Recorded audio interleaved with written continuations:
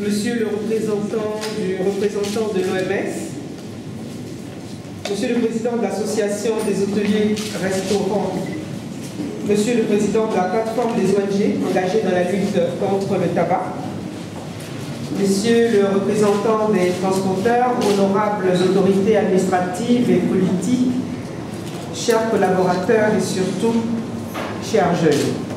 Je voudrais commencer par vous. Quand on est jeune, en général, on se dit qu'on a la vie devant soi. Et c'est vrai. Tout le monde aspire, bien sûr, à atteindre les 80 ans et plus. Pourquoi pas? Mais en général, quand on est jeune, malheureusement, on n'a pas de vision particulière sur son avenir. On va à l'école, on espère bien, à la sortie du lycée, entrer à la fac. Pour certains, on espère bien sûr se marier, faire des enfants. Mais point de vue de sa santé, quand on se porte bien, on n'a pas de programme particulier pour sa santé. C'est ça, non? Je ne sais pas s'il y en a parmi vous qui disent quand je me lève le matin, ah, il faut que je pense à ma santé, il faut que... Je ne crois pas. En général, quand on se porte bien, quand on descend du lit le matin, eh bien on continue, la vie est belle. La preuve, il y en a qui font un bordeaux d'enjaillement, tellement qu'ils se sentent en forme. Et puis il y en a qui se disent pourquoi pas. Pourquoi est-ce que je ne ferai pas comme les autres? En l'occurrence, pourquoi est-ce que je ne fumerai pas? Et on commence très tôt. Souvent, rien que par mimétisme, pas parce qu'on a une envie particulière de fumer, mais simplement parce qu'on se dit, il y a le grand frère qui fume, et ça fait bien, ça fait, comment, ça fait bien, ça fait égo aussi. Parce que les filles aussi, ça donne à la cigarette, j'en ai vu et j'en vois de plus en plus. Et je voudrais vous dire que cette campagne, initiée par le ministère en charge de la santé et de la lutte contre le sida, s'adresse, pour moi en tout cas, plus particulièrement aux jeunes, aux lycéens, aux collégiens. Plus particulièrement. Parce que c'est à partir de vous que l'avenir de cette lutte anti-tabac se trace. C'est à partir de vous qu'on verra si cette campagne a marché. Je ne dis pas qu'avec les adultes, on ne peut pas avoir de perspective d'avenir, mais je dis qu'avec vous, c'est le départ. Donc si cette campagne marche avec vous, on aura gagné. En tout cas, moi particulièrement, en tant que responsable de ce département, je saurais que la campagne et que la sensibilisation que nous lançons ce matin, je dirais que cela aura marché. Alors, je demande sincèrement que vous m'aidiez à réussir cette campagne, vous les jeunes. Si vous voyez des plus jeunes que vous, parce que je pense que dans la salle ici ce matin, la moyenne d'âge doit tourner autour de 16 ans, 17 ans, la moyenne d'âge. Alors, quand je vous regarde, en forme, bien vigoureux, de beaux visages, peut-être parmi vous, le futur Premier ministre de Côte d'Ivoire et la future Première ministre de Côte d'Ivoire. Et pourquoi pas la future présidente de la République de Côte d'Ivoire. Je voudrais que vous pensiez, comme je disais tout à l'heure, à votre avenir, mais votre avenir de santé. Je voudrais que si d'aventure, vous n'avez pas commencé à fumer, que vous n'y pensiez même pas. Et si d'aventure, vous avez commencé, je voudrais sincèrement que vous laissiez tomber. Parce que l'avenir de la Côte d'Ivoire ne doit pas commencer après tout ce que nous faisons pour mettre la Côte d'Ivoire debout, ne doit pas se perpétrer avec des jeunes malades, mais malades du tabagisme. Voilà le message que je voulais, mesdames et messieurs, faire passer d'abord à nos jeunes, l'avenir de ce pays. Ces jeunes filles et ces jeunes gens qui souvent dédramatisent la notion de santé alors qu'elle est extrêmement importante quand on veut aller loin et très loin dans la vie. Honorables invités, nous sommes réunis ces jours pour participer à la cérémonie de lancement de la campagne de sensibilisation sur le décret portant interdiction de fumer dans les lieux publics et les transports en commun. Cette campagne est un événement important dans la mesure où elle s'inscrit dans une activité de promotion de la santé face à une pandémie qui menace gravement nos populations. Je veux parler du tabagisme. L'épidémie mondiale de tabagisme tue près de 6 millions de personnes chaque année, dont plus de 600 000 sont victimes de la fumée secondaire. Tout à l'heure, Christelle vous disait qu'elle ne savait pas que le fait de se trouver dans un environnement où les gens fumaient, elle fumait 2 fois plus. Et c'est ça, justement, qui concerne aujourd'hui plus de 600 000 victimes de cette fumée secondaire. L'usage du tabac est l'une des principales causes de décès, mais de décès évitables dans le monde, qui fera environ 8 millions de morts d'ici l'an 2030, si bien sûr rien n'est fait. 80% de ces décès surviendront dans les pays à revenus faibles ou intermédiaires. On compte dans le monde plus d'1 milliard de fumeurs, et ce chiffre est en nette augmentation selon l'OMS. En Côte d'Ivoire, une enquête réalisée en 2005 par le ministère en charge de la Santé révèle une prévalence tabagique de 13% dans la population générale.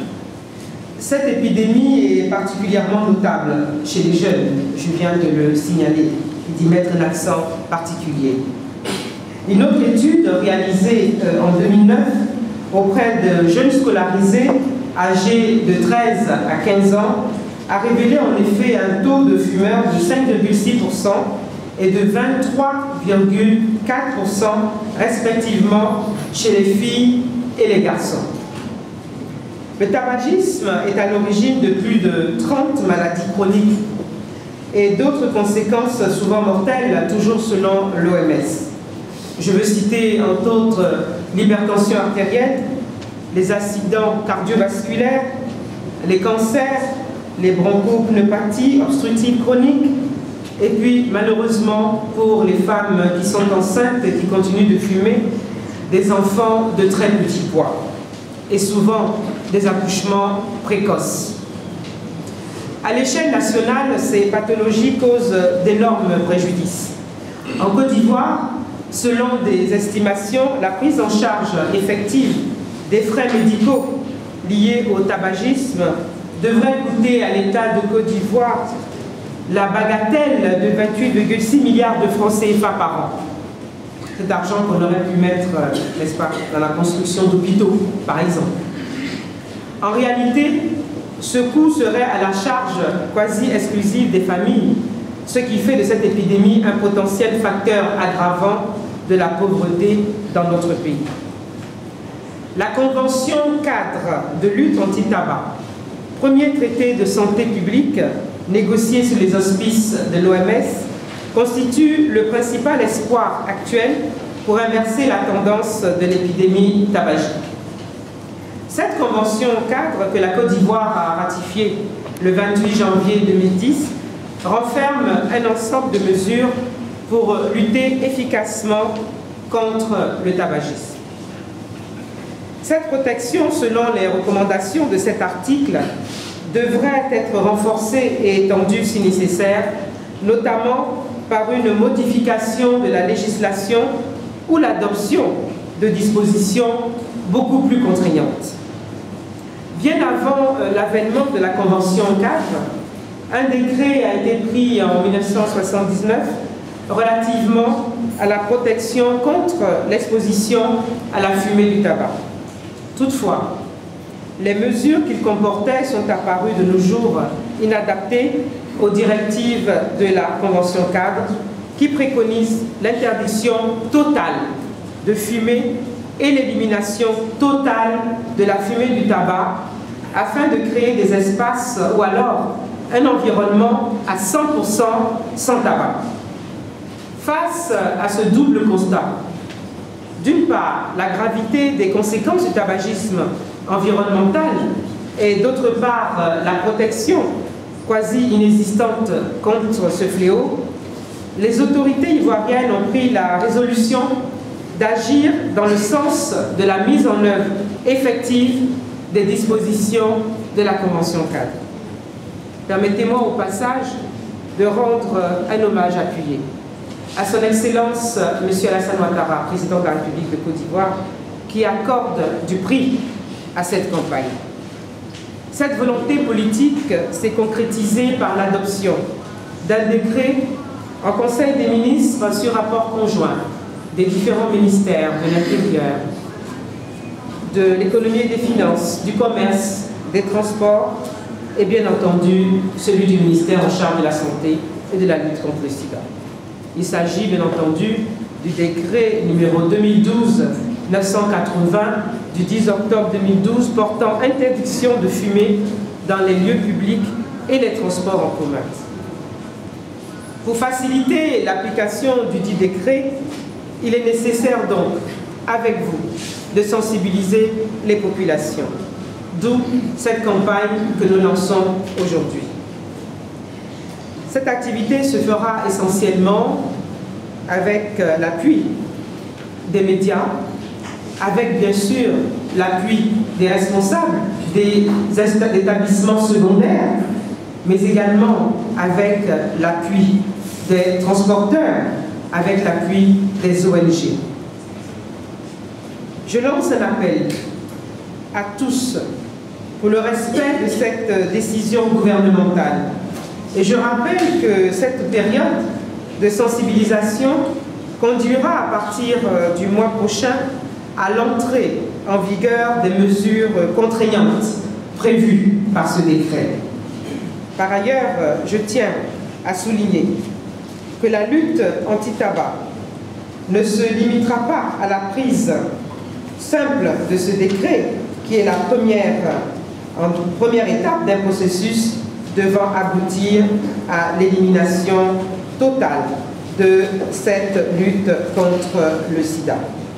Je voudrais, mesdames et messieurs, à ce stade de mon propos, vous dire à quel point la Côte d'Ivoire en marche, la nouvelle Côte d'Ivoire, tient à avoir ces populations en excellente santé, raison pour laquelle Monsieur le Président de la République a décrété cette année 2013 comme étant l'année de la santé.